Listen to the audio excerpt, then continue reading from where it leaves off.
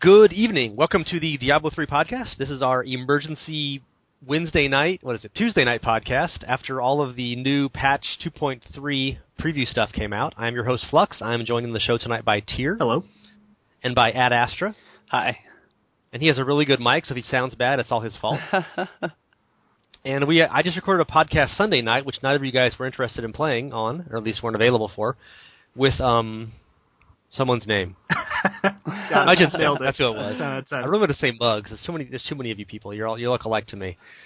Anyway, Myton's face was on it, and I got fairly drunk over the course of the show, and it got rambling and long and kind of fun. And that was recorded late Sunday night, and I had to crash right after we finished it because it was late. Nothing to do with the alcohol, I guarantee that.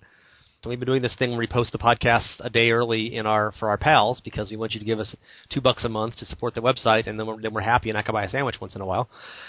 And, of course, then Tuesday morning, hey, giant patch preview. Let's make everything on the podcast from Sunday night basically obsolete. There you go. Well, that's why neither of you guys were available. I knew it was going to happen, yeah. You could smell it like a zebra coming through the high weeds. You're both crouching lions, or possibly lionesses. Of course. So would you be a lion or a lioness? 'Cause, I mean, we all know lions just kind of lie around and don't do anything. The lionesses do all the hunting and gathering, and the lions just kind of wait around and receive sexual favors and zebra meat. I'd definitely be a lion. But then again, do you have any pride as a lion? You don't even catch your own food. I'm going to vote for hyena because, they've got a great laugh, so I think the ladies would like them. Yeah. Plus, the spots are pretty cool, and they've kind of got that whole hunchback thing going on, which I think is pretty sweet, too. Read some stuff about the gender relations of hyenas, and you might regret everything you just said, but the females have larger genitals than the males and are totally dominant. Oh, yeah, I've heard something about that. Yeah, there's a hyena clitoris is not a joke. Anyway, so we are going to go down the patch preview stuff, 2.3, and the biggest content topic will be the Kanai's cube. Can I cube? Yes, I can cube. Can Ice Cube? Can Ice Cube? Not anymore. He's pretty old. He can't even rap. And we're going to say that for last because that's the most of the content. So first of all, we're going to cover the other stuff, and we'll start off with right at the top, Ruins of Sescheron. I was lucky enough to go to Blizzcon last year, where this was the playable level in the Blizzcon Diablo 3 demo, so we got to race around it. Obviously, it's been improved upon and changed since then, or you would hope they've done something in the last 8 months, right? Well, my first question is, what act is it in? It is in Act 3. Okay. One of the original screenshots they leaked, well, they could have changed it, of course, but one of the original screenshots that they released, previewing it like last year, actually shows the Act 3 waypoints map, and in the top right corner, there was a little click for Ruins of Sescheron. Yeah, not that really matters in gameplay terms, because it won't occupy space probably in the real world, just like the little sewer level that they introduced with the last patch. Or they might read the map. I mean, like Act 4 has multiple areas that didn't used to exist, That's true, they could add it in. There's multiple dungeons in Act 4 now that don't exist in campaign mode. They're only in the adventure mode, which is kind of weird, but that way you get to spend extra long trying to find the goddamn keyword. But anyway, Ruins of Sescheron. I was able to play it some. It's kind of just ruin, it kind of is what it sounds like, right? It's snowy forest, kind of highland. You can see lots of pine trees and stuff off at the edges. It's sort of... The map felt a little bit like some of the... I'm hard to think what level it would compare to in size and density and such. Obviously, it's probably changed in the last 8 months anyway. So, but it was a lot of medium-sized rooms and some hallways and some open areas. You kind of go into a ruined patio area, and it'll be much larger exterior. I guess it was probably kind of like the Act 1 catacombs with a little bit more in terms of narrow hallways. Sure. So the big rooms were kind of that size, and they were sort of big open areas. Obviously, that area is not outdoors and stuff, but it was a little bit like that. So not anything hugely different in play style, and it had a lot of repurposed monsters. There were sand wasps and goatmen and stuff with new names and new palette shifts. So it's not going to be a huge change, but apparently it is going to be an actual area. It's not just a tile set for a rift. Oh, okay. They're saying there's going to be new monsters entirely. That one of the blue posts mentioned that there might be new monsters just for that area. Yeah, I think they did mention that last year at BlizzCon also. They said they were working on them. None of them were visible in the BlizzCon demo anyway, but I think they did mention that they were toiling away on the art for that. Yeah. Now there is a little, kind of a big red beastie in one of these screenshots that they have in the preview that I'm not sure fits the model of any of the other monsters just yet. He kind of looks like a furry yeti. Yeah, he looks different. Yeah, I'm looking at that. I mean, there's a new one then. Well, it certainly should be furry yetis, right? You're in the Ruins of Sescheron. Sure. I mean, he may match the skeleton and the animations for the horned beasts, or he may even kind of act like the what are they called? The boggin champions, the big boggin guys that throw the little boggin guys at you. Yeah. That would be my guess. So you saw it at BlizzCon. They've got two very distinct kind of looks for this area. One being this outside snowy kind of pine foresty look, and then they also have the inside dungeony, kind of like a crypt or a tomb. Did they give you a good sense when you were at BlizzCon of what the kind of transition between those is? Are you going from inside to outside as you're traversing the zone? Yeah, if anything, it would be like the septic pools, septic tanks, whatever those levels are called, where you kind of you go through little tunnels and then you come out into open areas. Gotcha. Of course, that whole area is interior, but yeah, just on the same area, you would go in like that snowy area. There'd be the outdoor areas like that, and then you just kind of run back into the dungeon. You run back underneath the roof of the ruins, and you would get that brown and yellow light. I really like that. Actually. I don't see in these screens. There were areas that were very like pine tree-ish, like very green was the predominant palette, and they don't have any in these sample screenshots. But there were sections of it that it was like you were heading up to a ski lodge. Yeah, and I doubt they've gotten rid of that. So that'll be interesting. You could see trees around the edge of that one, but you would get parts where you were like walking through trees and they were going transparent and stuff. That's actually one thing I would say is kind of a bummer about a lot of the tile sets for D3 is that they don't change, at least unless you zone into a different area. If you go down a rift level or you port to a different part of the map, they're not usually seamlessly connected the way that the Ruins of Sescheron indoor and outdoor area sounds like it will be. So this could be really cool to see, actually. There were also 3 levels of it in the demo. I mean, that doesn't mean anything. It was not randomized. That's obviously something they were still working on. It was the exact same layout each time, and you got a fairly large first level, and then a smaller second level, and a smaller third level. And they were joined by portals, so it wasn't like there was a stairway that was some sort of natural progression kind of thing. Sure. You would just run through it and find a portal, and then you just go to the exact same thing again with a different layout. So I mean, who knows how it'll be in the game, but I would imagine it'll probably be multiple levels of it. It won't just be like the Black Rim Mines or something like that, Black Canyon Mines, right? Sure. Where it's one big outdoor thing. I think it'll probably be a mixture, but I mean, who knows? I hope it's a lot more expanded. I hope it's expanded upon a great deal over what we saw at BlizzCon, because it was kind of a smallish area there and just looked a little different. I'm hoping for some new beasties. I want to see some new monsters. I need new life to kill. Weren't we all kind of hoping that the artists were crunching on the expansion pack monsters and they weren't going to waste time with the bonus monsters and levels before the expansion pack? I'm really surprised that we are getting this patch with this much content.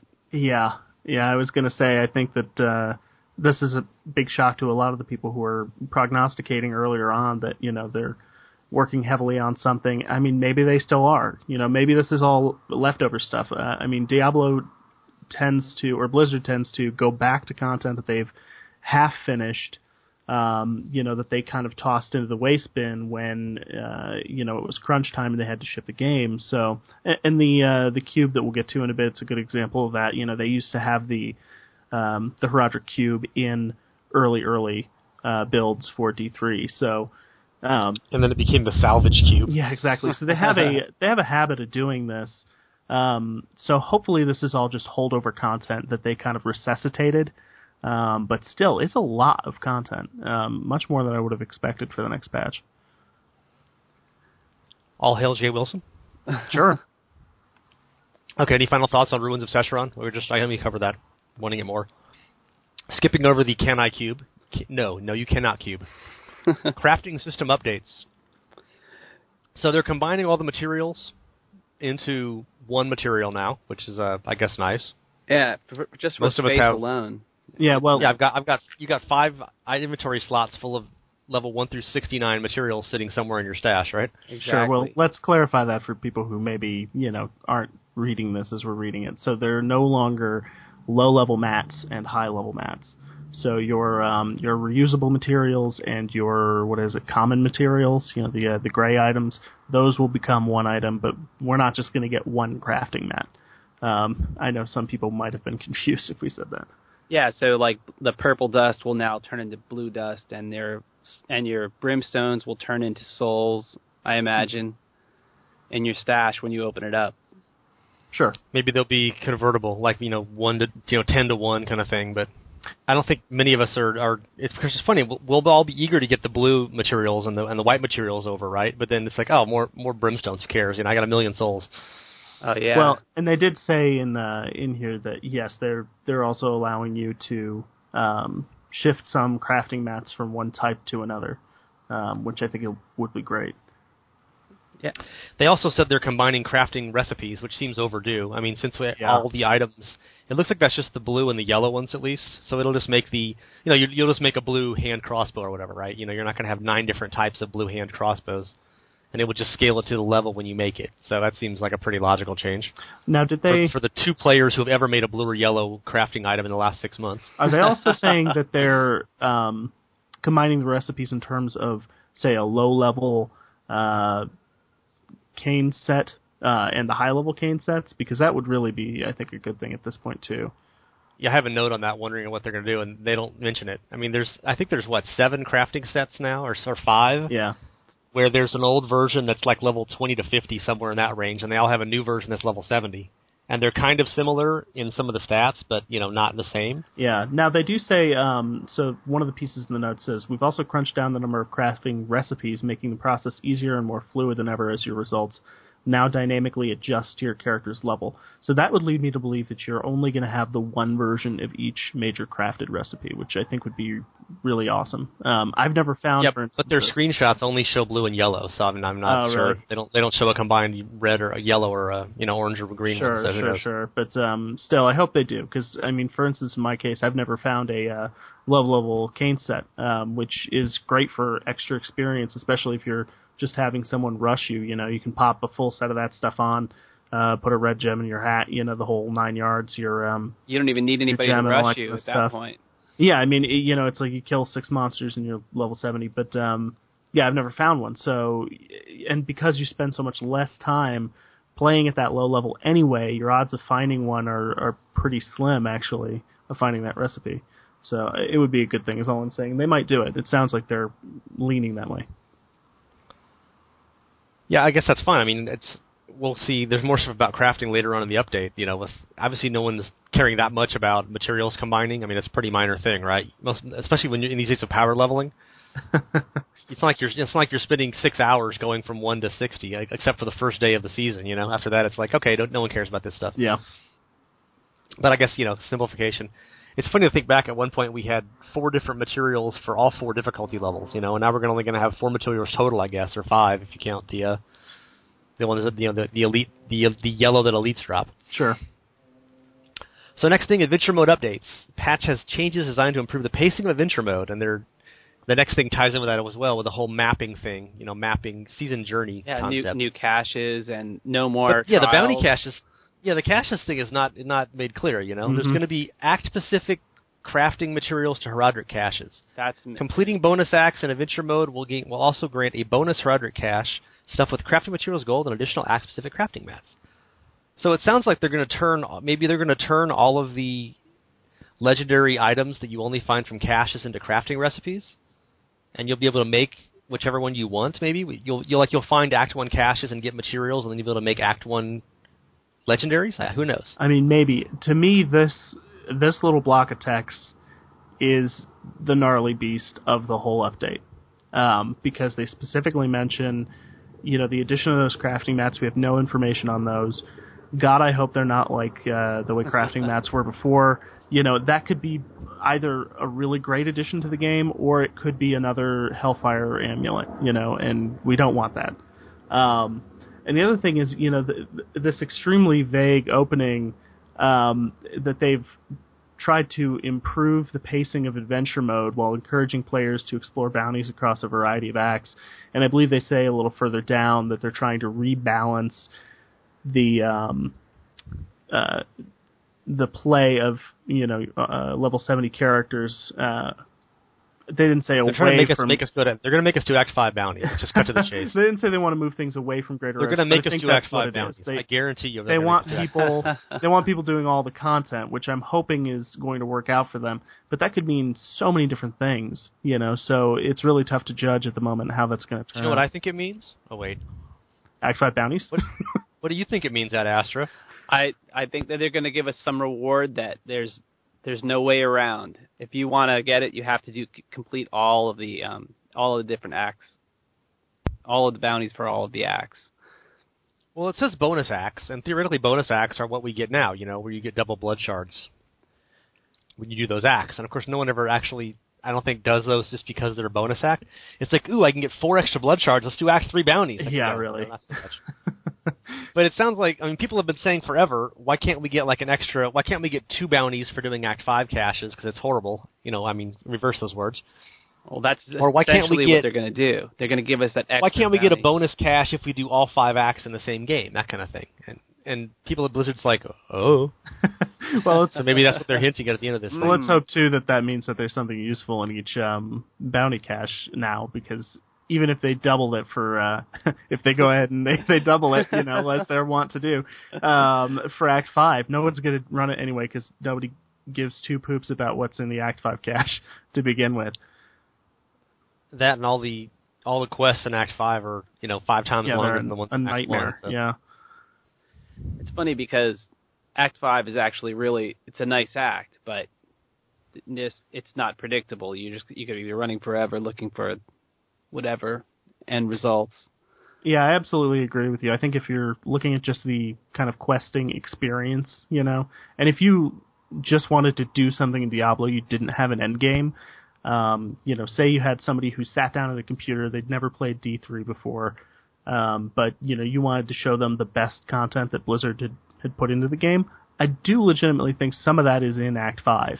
I like all those tiny little houses with the kind of randomized events in them. I think those are really neat.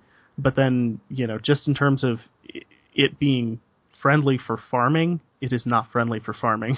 And that's what everyone wants to do at this level of the game. Yeah, they're just giant areas without much density, most of them. Uh-huh. Yeah. I remember doing some of those bounties, years ago before I knew any better, and you get the one in the Blood Swamp, and it was like you could run for 15 minutes to find that bounty. Yeah, I think it's terrible. That and there were 2 huge levels connected, and you try to find which one. You go the wrong way, and you could spend 10 minutes before you ever got back to the middle. It was just crazy. You're speaking right to me. Yeah, that and the fact that you've automatically picked the worst monster types in the game. You're just fighting constant assassins, winged assassins, and exorcists all the time. Who are so gothic they shit bats. They're the leaping guys that stun you and look like Josh Mosquera, et cetera, et cetera. It goes on and on. So next thing on the list, kind of related to that, is the season journey. So it seems like they're basically making a new interface for achievements, and it's going to kind of encourage you to do more additional achievements, and you get special new character avatar thingies, which I actually could not have told you were not the ones in the game right now. I don't spend a lot of time looking at those, to be really honest. I saw a screenshot, and I'm like, oh, are those the same things? Oh, I guess they're different. They have little hands above them. Are they little hands? Or are they little wolf? They're little leaves or something. They look like those... They actually look kind of like hand bras. Like there's a woman standing above it with her boobs. Like she's got a tattoo of a demon hunter on her belly. They kind of remind me more of like the coconut bra that, like the Little Mermaid wears or something. Yeah, you're right. So that's probably not what their goal was in designing that feature, but, that's what I got out of it anyway. So, are you guys big achievement junkies? Do you hunt these things down? Will you appreciate them being easier to figure out which ones you haven't done and where you have to go to do them, etc.? I don't get nostalgic about achievements at all, but I do complete a few. If there's a reward, I'm going to get it. Like if it's going to be even just, a transmog. A coconut bra. If it's a coconut bra transmog, I'm going to go for it. Yeah. Yeah, I think... I'm not so much an achievement junkie or achievement hunter. I feel like I get to a point where I'm happy. I've got, say, I think I have like 2/3 of the total achievements in the game, which is not spectacular. It's not the worst either, but I'm happy there. I do think that, for me at least, and this is probably true of a bunch of other players as well, I bought this game. I bought the collector's edition of this game. I bought the collector's edition of the expansion to this game. I don't ever want there to be a thing that I could have gotten that I did not get.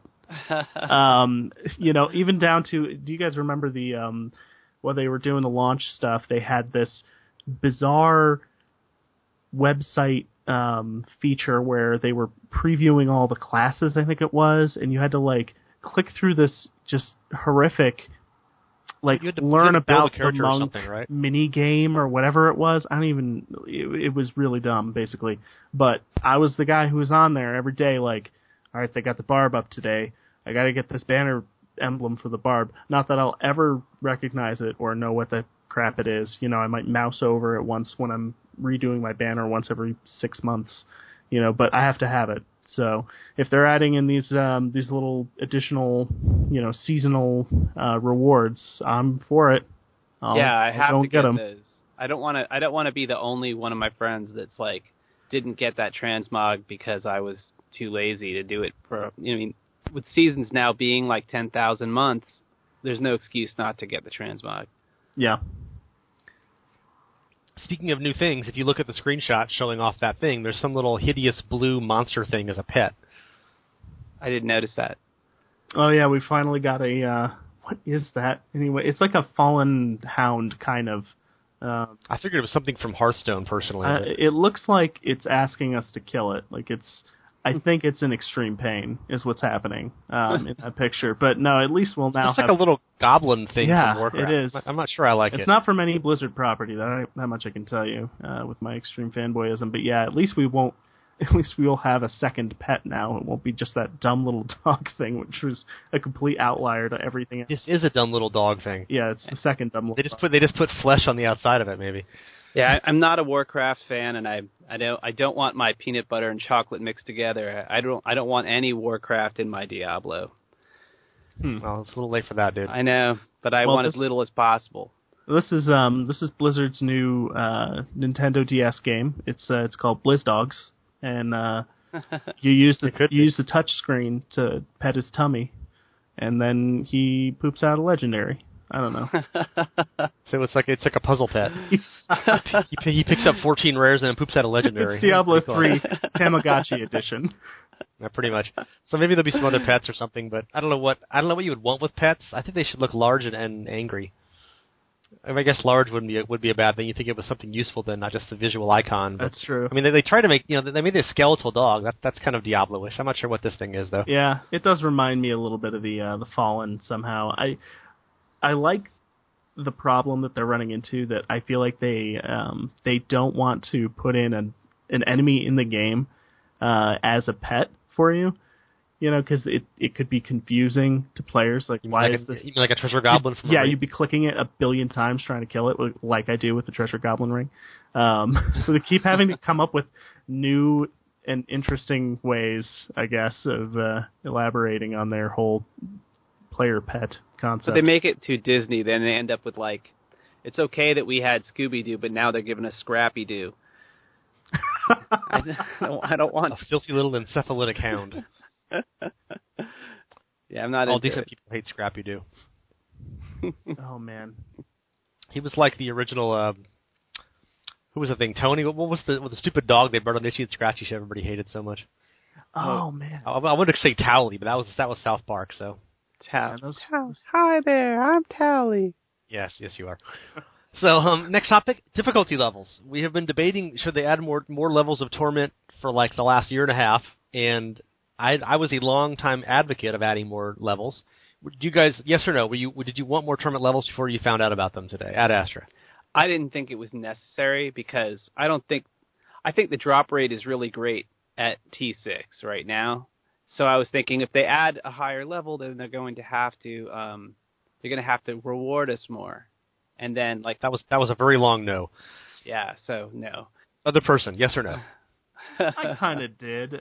And the funny thing is, I'm not sure I could elucidate for you why I wanted it, but I did. Because really, when you talk about this, it's just a sliding scale. They could just have easily have rebalanced everything. I do think I like this for one dumb reason, in that 10 is a nice round number. So you bring it up a little higher, and I'm happy with that. Although the screenshot is really interesting because you notice that there's an extra space in there, and that's probably just because they've already laid out the Torment levels in these 5 stained glass window kind of pages. So going up to 10 left them with 1 additional.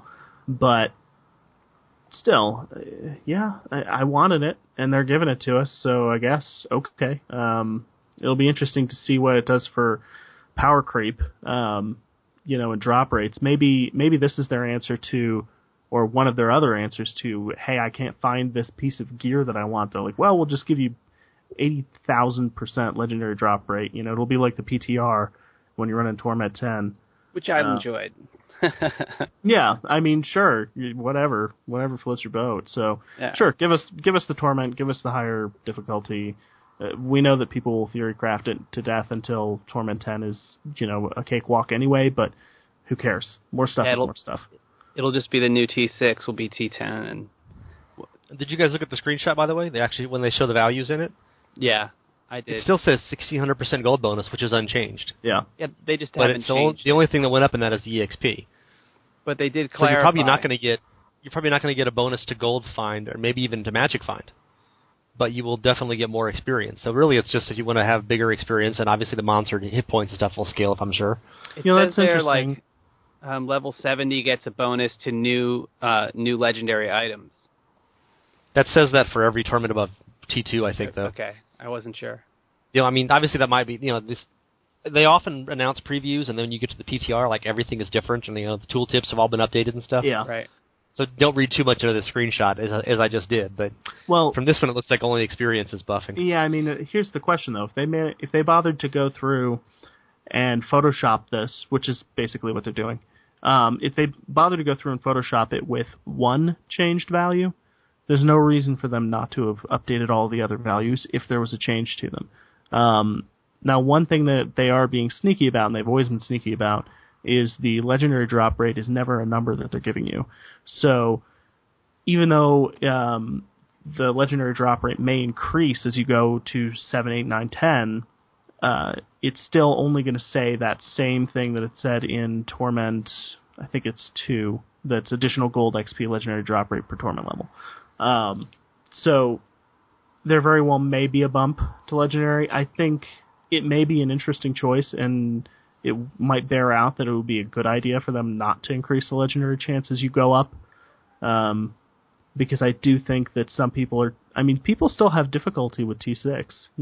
I was listening to Shattered Soulstone just earlier today. I know I'm probably not supposed to mention other podcasts, but one of their hosts is in T3 as Witch Doctor, hardcore. And there's nothing wrong with that, So a lot of people have issues getting all the way up to T6. T10 at that point would be nigh on impossible, for somebody who isn't putting enough time or research into the game to hit T6. Or play too safely. It may be. Yeah, maybe you're right. He's just another hardcore player. We're playing T1 over and over, right?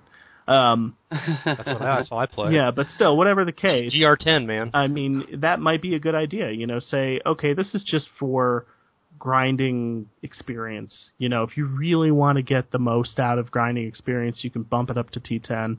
But as far as your drop rates, they don't change. That might be a good idea. So one of the main issues with the whole higher Torment levels, when it was only T6, I was initially a big fan of adding more. I was saying T10, T12 at least. And then eventually I kind of started thinking, well, it's kind of cool when the highest difficulty level is something that people can do very quickly and easily. The real rewards are in greater rifts. It's kind of ridiculous at some point when people are doing T6 with, speed farming gear on, as I've been doing for months in this season. I mean, T6 is just ridiculous once you're pretty well geared. Yeah. But we also don't know, there's a bunch of related issues in questions people have asked about stuff. So we don't know if T7 through 10 scale up at the same pace. I mean, currently it's about 3 greater rifts per level, so in theory T10 would be about GR37, but they might start scaling up 6 or 8 per level. If you notice the screenshot of the new greater rift selection thing, it lists the Torment level next to it, right? It says, T1 is whatever. But of course, the scroll bar is not all the way to the top of the screen. You can't see what GR40 is equivalent to. So GR10 might be, T10 might be like GR50. I mean, there might be a real jump on these where it would continue to be a challenge for almost anybody. I think that would be great. I think that would be a pretty smart move if they scaled it up higher and higher, so that T10 was like a challenge for just about every player. Somebody asked a question, why don't you guys just rebalance T1 through T6, make them a bigger jump between? And they said, one of the reasons that they quoted Don Vu's Twitter said, well, because then if people come back to the game, suddenly they can't do the same tournament level they used to, and they're like, what, WTF? But that would seem almost to be a suggestion that maybe they are going to change the values between T7 and T10. They're not going to just tack them on at 3 more GRs each. I guess we'll find out. And as one of you guys just mentioned a second ago, currently people are doing T6 because of the drop rate of legendaries is much higher. So we don't know, is the drop rate going to increase on the higher ones? Maybe not. At least Gold Find doesn't appear to increase. Right. Another issue, currently you get a guaranteed legendary item from every cache on T6. You get a guaranteed Uber organ on T6. You get a 50% chance of keyword and drops on T6. So what's going to happen on higher levels? I mean, you can't go above 100% drop rate for Uber organs, right? Are they going to drop 2? Are they going to rework the Infernal Machine? Are they going to make T6 50% instead of 100%? Well, I mean, to be honest, I think one problem with all of those ideas is that those are all outdated systems to begin with. And I think they're probably going to be pushing people away from those. So when you have, for instance, the Hellfire Amulet, I think that thing is getting changed as a matter of course as soon as they get the opportunity to, and that may be in this patch. I mean, that's complete speculation, but when you're going through and you're updating all of the adventure mode stuff, you're adding in crafting materials to bounties and things like that. I feel like this is them removing that system, or it very well may be. The other thing is, why not bump it up on caches? That's not a big deal. I know that I've gotten more than one legendary from a cache before. It can happen. So, they could certainly say that you get, 1 and a progressively higher shot at 2 as you go, or more mats in the bag or whatever it is. I will say I'm not certain that they'll change the scaling on it. To be honest, I think it's just more work than they probably need to say, well, okay, well, why don't we make this a jump of 7 GRs instead of 3? It just, I think that they'll probably keep it a standard kind of level increase in difficulty as they go. The only other thing I think that this changes that I do think is a good thing is it can never be bad to have more gradation of difficulty in this game. I think that one of the smartest things that they did when they revamped the game for Reaper Souls was, instead of just having you run the same content over and over, basically they took the monster power slider bar idea and they doubled it and they turned it into the difficulties. So being able to tailor make your level of difficulty, while at the same time being encouraged to push higher difficulties for greater reward, is a brilliant system. And the more kind of steady increase that they can give you, the better. That just lets you fine-tune your experience. I know that there have occasionally been times in the past where bumping up a difficulty felt a little risky, where I knew that I was good on T4, but going to T5 was a bit more of a jump than I would have liked to take. So with the power creep and that kind of thing, I think eventually this is just going to mean everyone will still be running Torment 10, but we'll have an easier curve on the way up as you go, so you can really fine-tune where you're at. I guess we'll find out. With T6 currently, obviously, the idea was that anybody who had decent gear could run the highest difficulty level.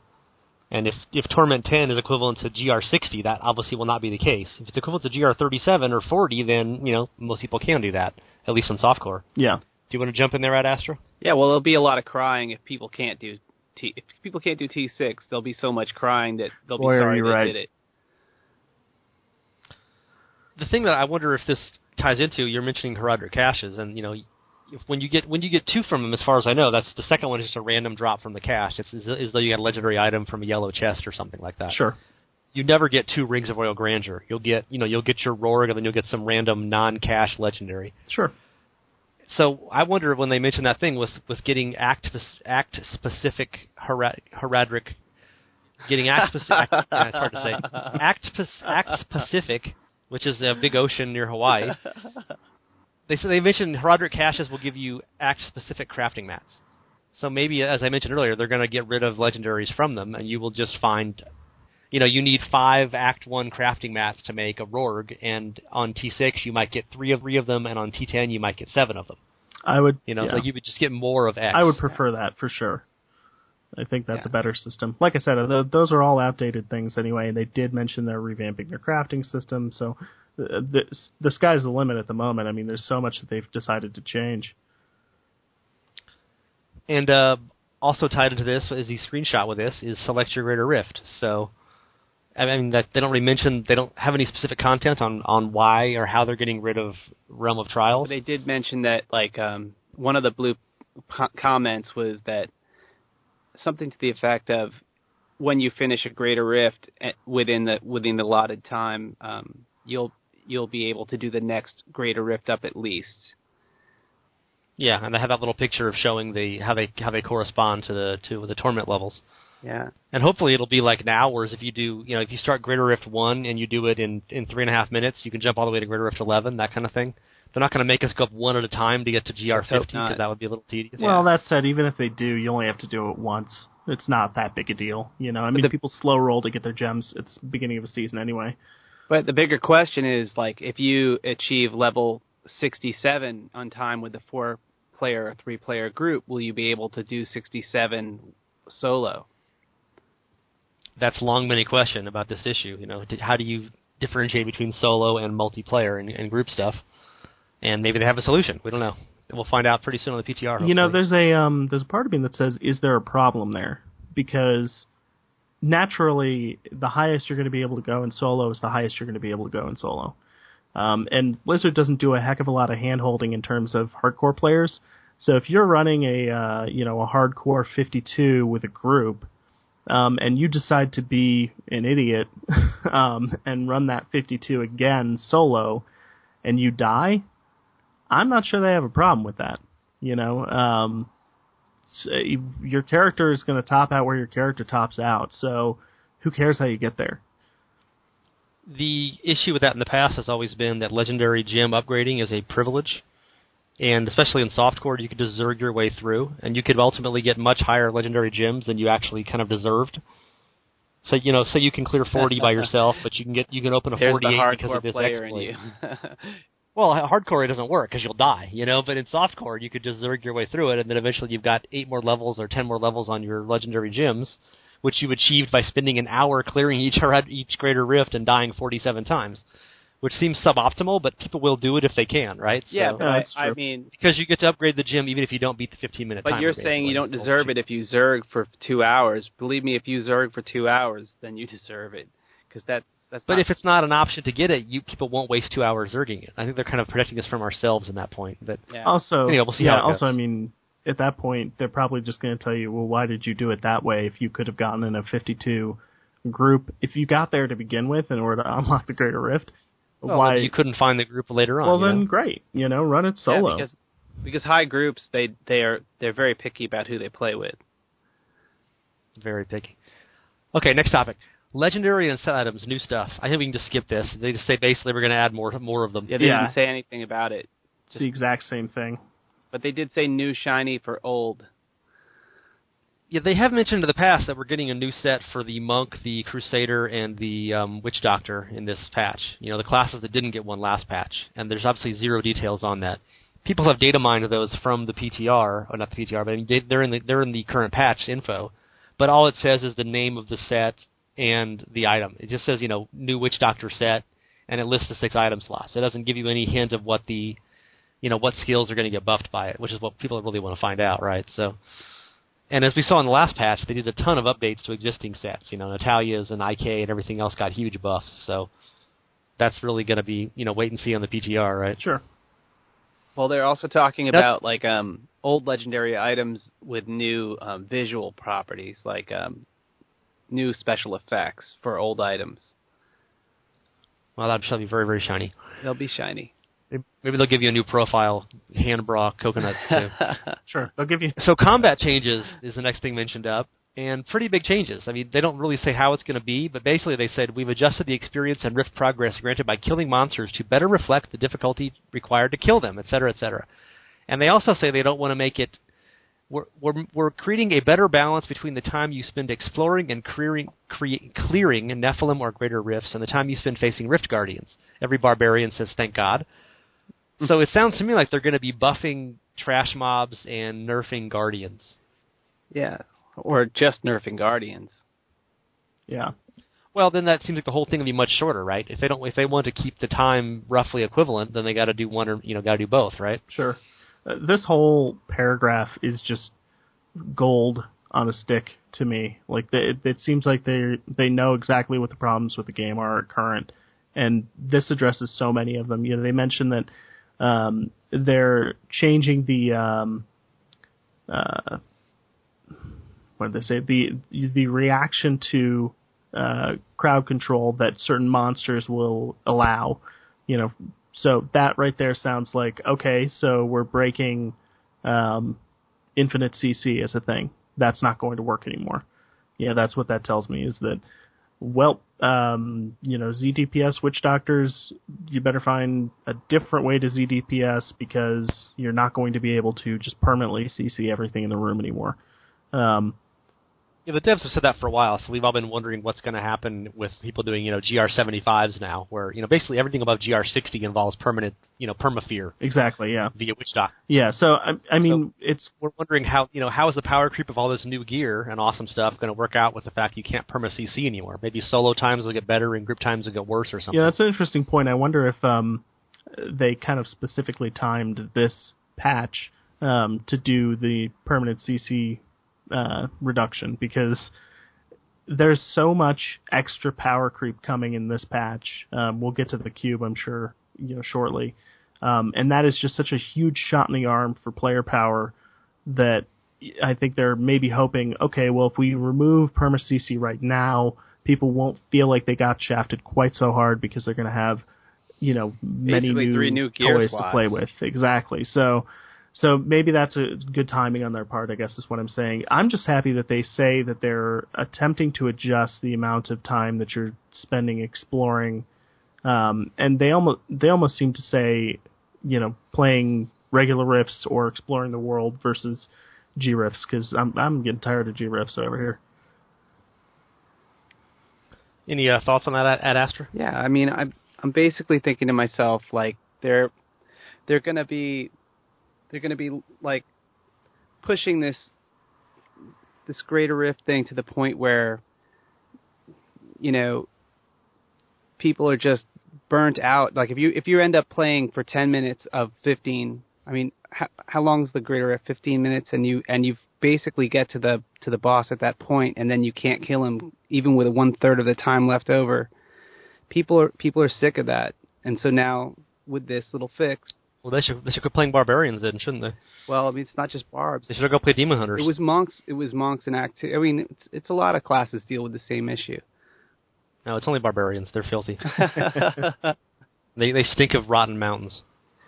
Yeah, well, with a new cube, we have 3 new gear slots now. So, I mean, we could talk about that when we get to it. But my mind, I thought of a million different new combinations that'll make your toughness go up insane amounts, or your damage.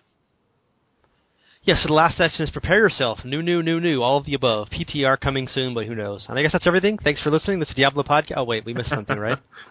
Oh, yeah, the I've only cube. been teasing it the entire episode. We only have a few thoughts about the cube. So the basic thing with the cube is it's the Kanai, Kanai, which we're debating the pronunciation of. No, you cannot. First point, what's the nickname going to be? The KC, the cube, or the Kanais?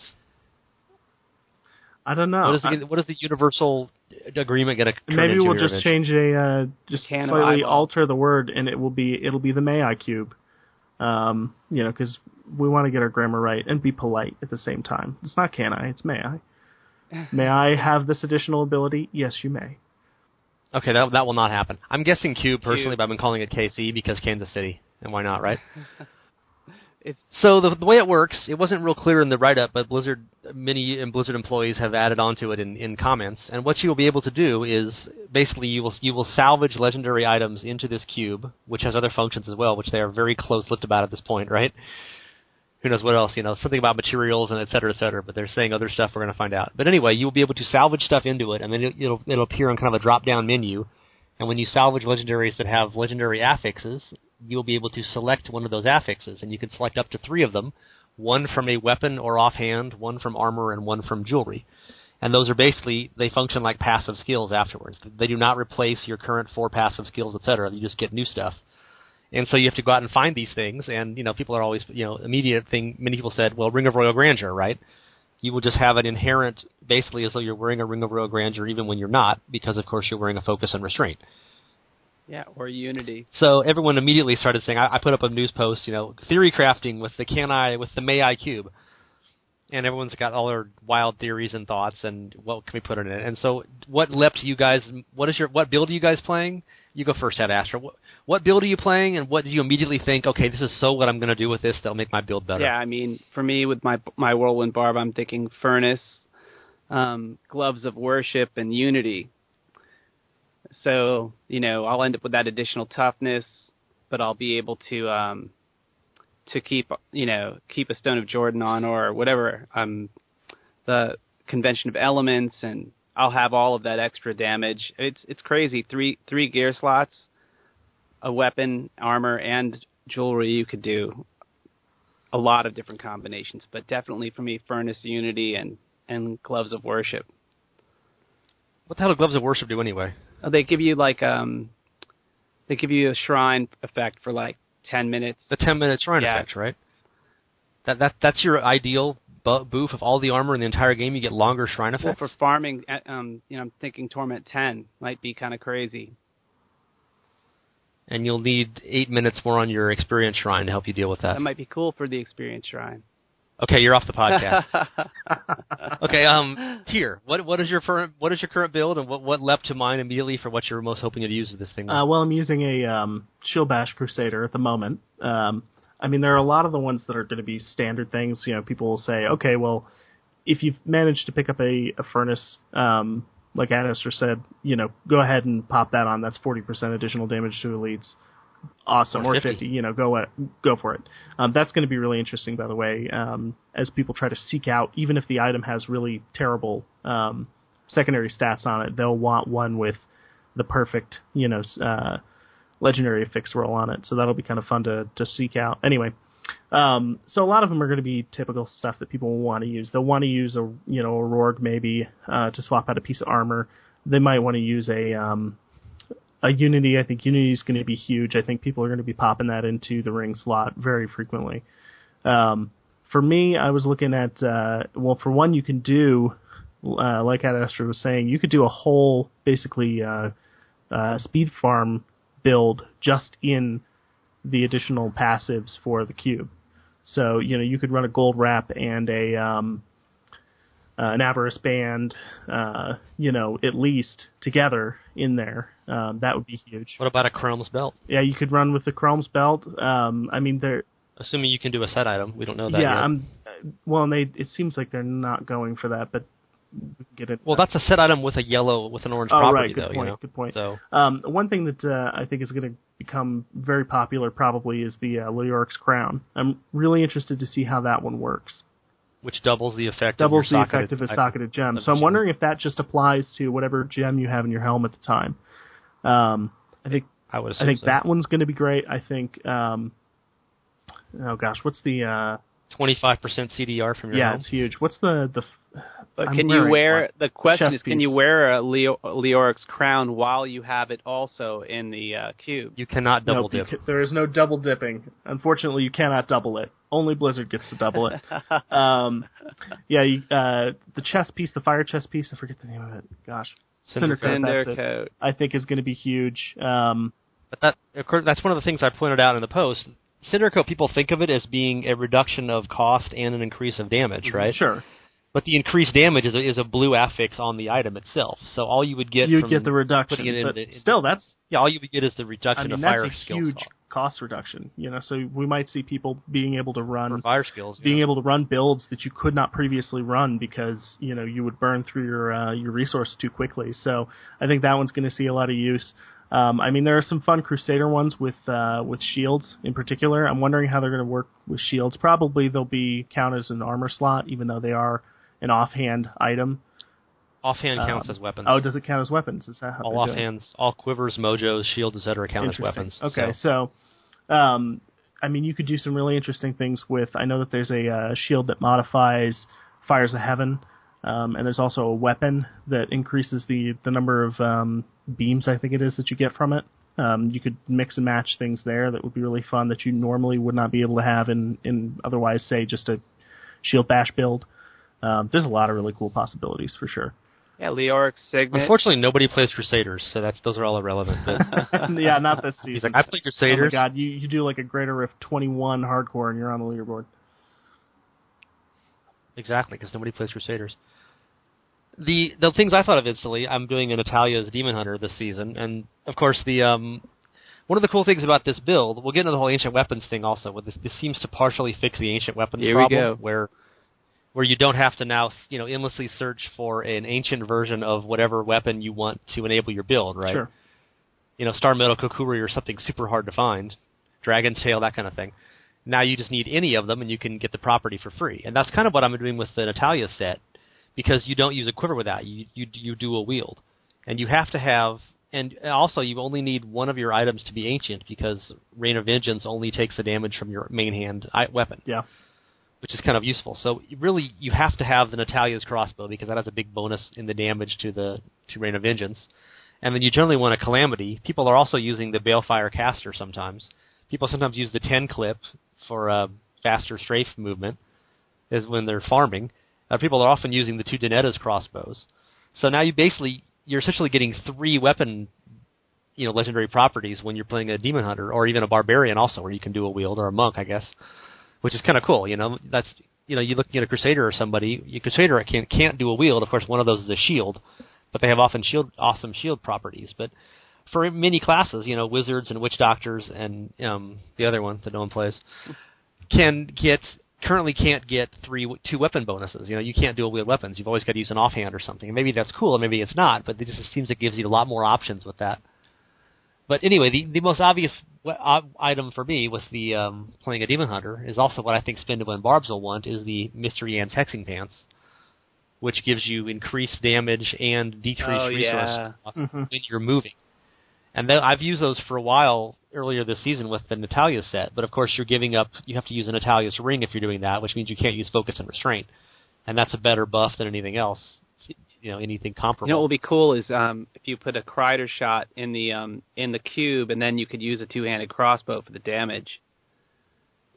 True. That would be if you wanted to shoot. Talk about slow motion lightning balls, right? Using a much slower IAS on your crossbow, you'd have like 50 of those things within a 10-yard radius of you at some point. Yeah. One thing I wonder if we'll see use out of in hardcore is illusory boots. Just to enable you to run through things. Because so many deaths is just when you get hung up on, a pack of mobs that just surround you. How about Ice Climbers? Ice Climbers would be good too. Immune to all CC and snares and cold damage almost. Well, not cold damage, but you can't be frozen. Yeah.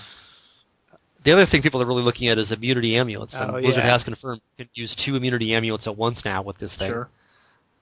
The one I would see how many people mention it, Reaper's Wraps. There aren't that many awesome racers, but you're getting free massive resource.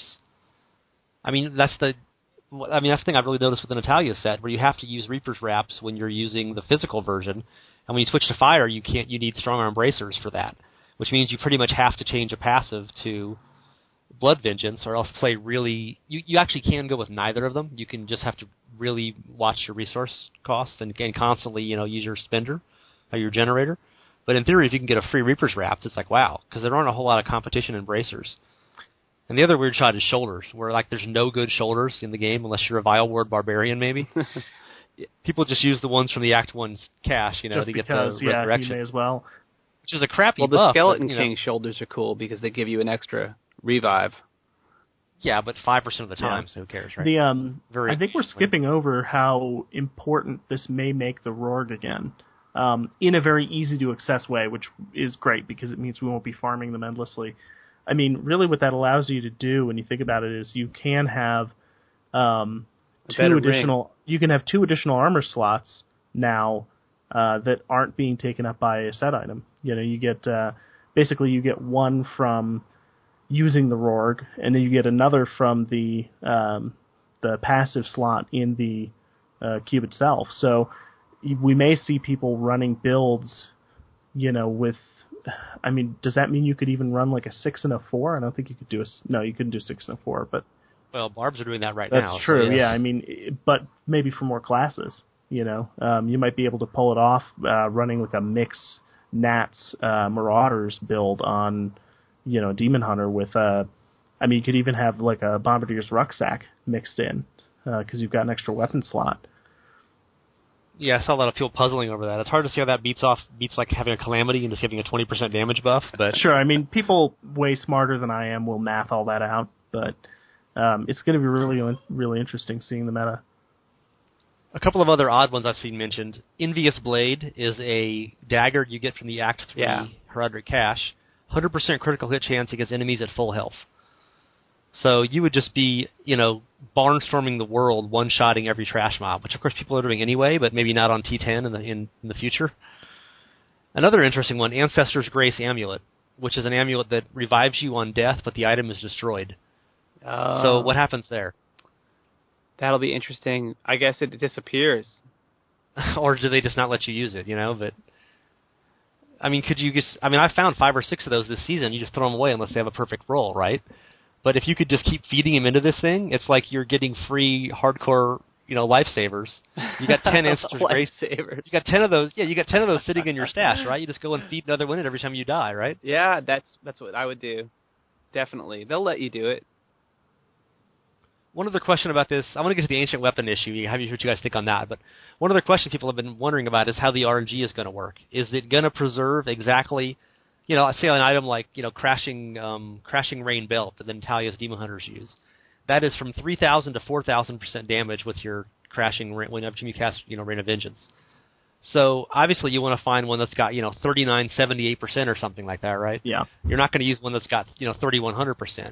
So when you feed it into the May I cube, does it preserve the random number in your legendary property, or does it roll a new one at random? I hope it preserves it, because I think that adds a really fun collector's aspect to this.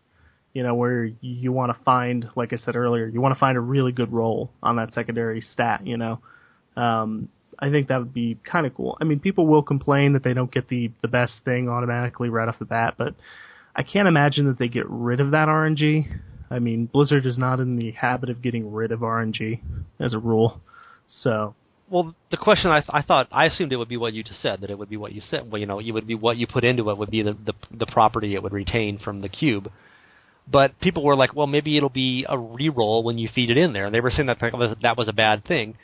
As many items as I found with terrible rolls and their legendary property, that would be a good thing. If I could throw in my, you know, 3,001% Crashing Rain Belt and get a 39.57% buff from the cube, that would be awesome. Sure, and then when you get a great roll, you just stop putting new ones in. Yeah, it's not called the J. Wilson cube. It's called the Kanai cube. So you might actually get a good roll when you use it sometimes. Nah. If it reconfigures your roll. Yeah, exactly. The one thing I'm kind of interested in, do you have a theory yet on where this shows up? Are we carrying one of these things around, or do you think it... They said you get it from the Ruins of Sescheron. Yeah, but you never know if that means that it shows up in your, you know, in your town or whatever next to your stash. No, you're going to keep it in I would hope it's virtual. I would hope it's virtual. There's a button next to your blood shards amount or something like that. Yeah, me personally, I really hope this does not turn into the cube from D2, because I have a problem, and that problem is that I will feel the need, if it's additional inventory space when you open it up, you know, if it only takes one spot, but it's got that, you know, 9 square grid in there, I will feel the need to fill it with blue items when I'm farming T6, you know, or T10 as it will be. And I really just, I need them to just put it in town away from me where I can't go crazy over it because otherwise I'm going to have issues. Which is... Well, the picture of it shows a 3x3 grid, which is kind of cute, I guess, but given that every item in Diablo 2 is only a 1x1 or a 2x1 space, it could be, shaped like a really crappy Tetris piece. I guess it looks better when it's 3x3, right? It just looks really small on the inside to me. It looks too small because we can't use it for storage now. Well, no, you can, though. It'll fit another 3 weapons and 3 rings, and I will feel the need to fill it every time. And that's you realize how pathetic that sounds. You hit the wrong button and they're all immediately consued. I think it's like the inventory space that's offered for when you go to put an item in one of the mystic or the jeweler. I mean, obviously they want to have, and I think they're being really cagey about this, but I think it's pretty obvious that we are going to get some recipe combination things happening in here. I mean, there is a trans. I hope it's a recipe for more storage space. That's all. And that'd be nice, yeah, some more stash space. But yeah, I think we're obviously going to get some equivalent of rune words or something like that, combining items. So they want to have those additional slots. They don't want it to just be, hey, put item here, turn into passive bonus. That's why there are 9, grid squares on there instead. So speaking of the other topic we didn't get to exactly, ancient weapon issue. People have long been complaining that currently you've got to try to find this incredibly hard, Dragon's, incense torch of the dragon, whatever, or, Unity, or not Unity, that's not a good example, the furnace, Calamity, whatever. And you've got to find it in a legendary one of them and an ancient one and with a good roll, and it's too hard. And now this is taking that problem away. So you will be able to use some other, if you get, as long as you find a furnace with, 49% elite damage buff, you're good, right? You just put that in there, you never even look for a furnace again. That's the beauty of this. Or is this just going to make it so you still want to find a really good... It's not like you're just going to use some crappy, whatever random weapon you find that has high damage. You're going to want 2 things that with legendary right there properties. Is the problem. We think this is going to fix things. It'll just make things slightly more flexible. But at least you can find one or the other, yeah. Right? That's going to be the upshot of this, is that if you can find either of the 2 best in slot weapons for your class as an ancient, great. But it takes your chances and doubles them. You're still going to have the problem, though, of people who can't find a good damage roll, on either of their things. Even maybe they get one weapon that's ancient, but the stats on it are crap. You're still going to have people pushing that top level, and it's going to be like, well, if you really want to run this build, you're going to need both of these weapons, and then so it's still the never-ending thing. We'll make it harder for ourselves just by playing this game, because that's what the community's like. No, it's true, but, at least now you can craft a good ancient weapon and then find the regular legendary version and put it in the cube. And you're right, I mean, you'll want both best weapons will be the new standard, not just one. But at least one of them doesn't have to be ancient, right? Yeah, it'll be an improvement. For sure, an improvement. But not. Exactly. It's not going to be flowers and rainbows. It's not going to be Whimsyshire. People think it'll be Whimsyshire, it won't be Whimsyshire. So the class we have not mentioned yet is the one who seems the biggest buff, and that's the Witch Doctor. And none of us are playing the Witch Doctor. I've thought about playing one last season and thought about it this season, but I was putting it off knowing that a new set was going to come out and redesigned sets next time. And now this is even a bigger reason to play Witch Doctors in Season 4, because Witch Doctors have about 6 really awesome voodoo masks, and whichever one you use pretty much defines your build. And that was a huge bottleneck before. People kept saying, why can't we have some of these properties on other items instead of all on helms? And Blizzard was like, because we hate Witch Doctors. But now we know Blizzard, in fact, loves Witch Doctors, because now you can use, say, a Mask of Jerem and a Carnival at the same time, effectively. And also people are pointing out, weapons for Witch Doctors are a big bottleneck. Dagger of Darts and Star Metal Kukuri at the same time now, or other such things. And so basically, just with this change, Witch Doctors can literally double their damage. Yeah, and I have an original Legacy Witch Doctor helm that gives Acid Rain 10% extra crit chance, so that could be in there for some crazy build. Yeah, there's a good question. What do they do with old items that have different properties in the current legendaries? I mean, they seem fine with them so far. I don't think there are any of them that are especially But I mean, if you feed them both into the... if you feed them both in the cube, what happens? It's not going to store two different versions of the same item, right? Good point. Yeah, it'll probably give you the new one. So you may only be able to make that work if you're actually using the item as the item that you're wearing. And then, something else. But it may not let you double dip. It may be using that as a unique identifier, the name of that item. Yeah, same thing with one of my old offhand things for the Demon Hunter, what are they called again? The quivers. I have one of the old quivers from the first Diablo that, what did it give me, like 10% extra crit chance or 18% extra crit chance for skill? But I don't think that was a legendary property, though. That was just a blue property. Yeah, that's true. That might be the problem there. Okay, I'm sorry you're off the podcast. Yeah, I'm trying to remember. I'm tired. It's late here. Well, that's your co-host's fault. He was out late getting Rocky Mountain High. So, I think you guys have overlooked the most obvious item you'll want to use in your cube. Tell us. A Nagel ring. You will get permanent little chibis forever. Little chibi fallen lunatics. They go, and they blow up on stuff forever. You're like a chibi vending machine. Guys, listen. Cannot wait. You can have a Nagel ring and a puzzle ring. And then what else can we throw in there? If only the goblin could explode too, that'd be awesome. Oh, and the new pet. You have a little blue pet thing. Plus the little blue pet. Scrappy plus Doo. Whatever the amulet is that lets you get some little skeleton dudes. So you have some skeleton dudes. Yeah, it'll just be a party. I can finally have friends. Awesome. So they did mention also that you cannot put the Hellfire Amulet property in, i.e. you cannot get a fifth passive skill. They didn't mention the Hellfire Ring, though, so that is, of course, a plus 45% experience buff, which nobody's ever used in the current game because you spend all your time making unusable Hellfire Amulets, right?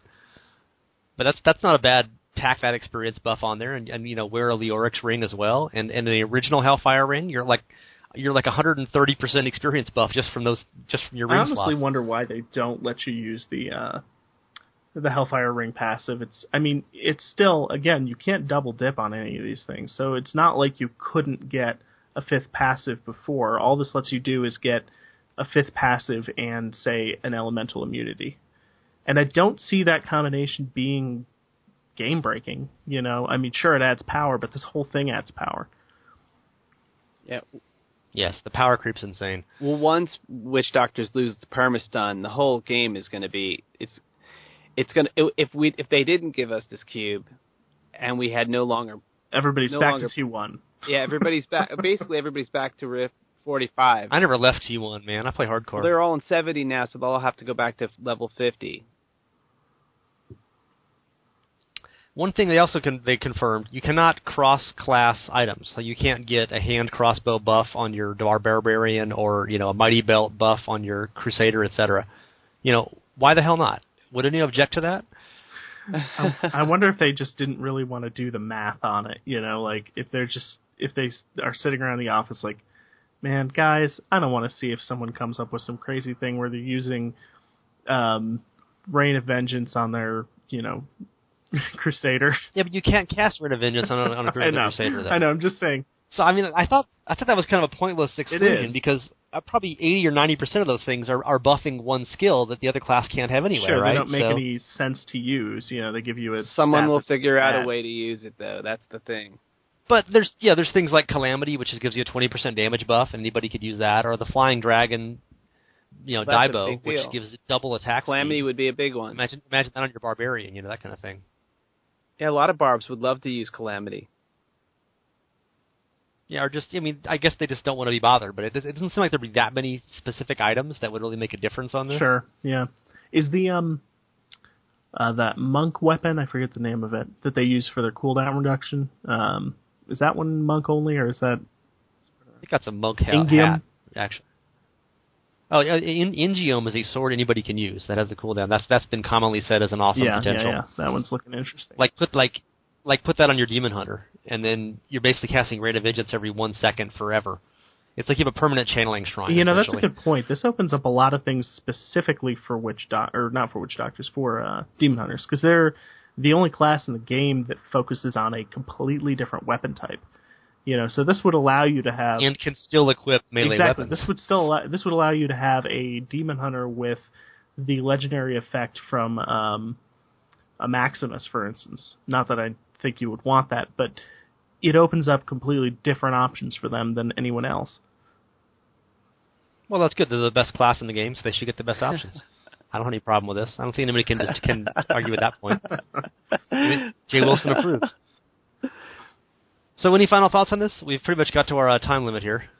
I mean, we're all pretty excited, and it sounds like it's going to be awesome, and you can't wait for the PTR. And our checks have cleared this week, right? Yeah, completely. I was very excited to read all of this, but I have to tell you that, like, as soon as my eyes hit the page, I was kind of like going down each thing point by point, looking for the point where they were going to say, and we've given you 10 more stash spaces, but it was never there. Yeah, that's coming in the expansion, right? Yeah, why sure. make us wait? They're saving that for the Gamescom reveal. Like, so much work into this, No and one no can more space. you can't even joke about that. It's just painful. Yeah, it is. It's like it just hurts to say. Please don't make this an item in my inventory. Don't make this Kanai skit. Don't do that to me. I will fill it. Every run, every trash run, I will fill it. Please don't do that. I don't know. Okay, I think that's good enough. Any final thoughts on the patch? I mean, They did say recently that they're still aiming for August with this, which is going to be about the 4 months promised for season 3, which is way too long. It does start. There's never a Goldilocks season. They're always too long. It is starting to feel right? too long for sure. Maybe the season is so long. Yeah, it's really long. But anyway, I mean, I could not be more excited for this. Also, I think one of the smart things they seem to be doing is they're really focusing on keeping the PTR and the actual season itself separated. I think they need to make sure that they're not releasing content kind of on the PTR while people are still trying to play the season. So hopefully this will give them enough time to play test things while at the same time staying away from the rush at the end of the season. I'm hoping that they put up the PTR, they let people test things, and then around the end of the season they take it down for at least a few weeks, maybe 2 weeks, and bring the PTR back up when they need to. See, I think that they should be... I don't even think they should have the PTR during the season. I think there should be a longer break between seasons where we get to do the PTR stuff and where we have more time to sort through the 2 inventories that we have to turn into 1. There should be an off season. And ideally, I would agree with you. You both just said you were bored with the season and wanted it to end. So now they're giving you something else to do for a month of the season, and you're complaining about that too? No, I want... Are you sure the check I really cleared? want to go. I want to go right to the PTR. I'm ready. I don't want any more of the season. But I think between seasons we need a longer break. I need a longer window anyway. Yeah. Well, they give you a week. What more do you want? Yeah. Sometimes even 10 days. My poor non-seasonal characters are just sitting there gathering dust. They just delete them when the season ends. There's That's no point in saving probably a them. better idea, yeah.